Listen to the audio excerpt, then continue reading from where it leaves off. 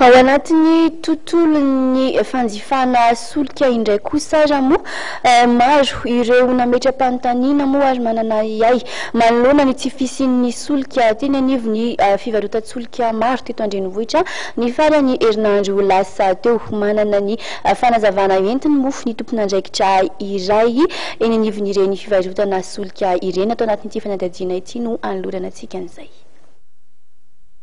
Nahatsikaritra ireo mpanjifa fa ritra ny tahirin-tsolika teny anivon'ireo toby fivarotan-tsolika sasatsasany teto an-drenivohitra ny farany herinandro lasa teo. Maro arak'izany ireo gaga fa nalefan'ireo mpivarotra solika nody fotsiny noho ny tsy fisian'izany akora zany.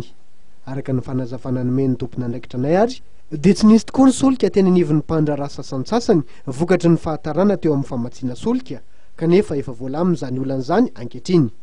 Efa navoaka teny amin'ny Serana-tsambo any Tomasinda tokoa ny tahirin-tsolika ny sabotsy lasa teo ary efa nanomboka ny fitsinjarana izany manerana ireo toby varotra solika manerana ny renivohitra. No amarin'ity tompon'andraikitra ny resaka taminay ety hatrany fa tokony tsy hisy intsony atoato ny olana ara-pamatsiana solika satria efa manana ny tahirin-tsolika arak'izay tokony ilaina ny eto an-drenivohitra.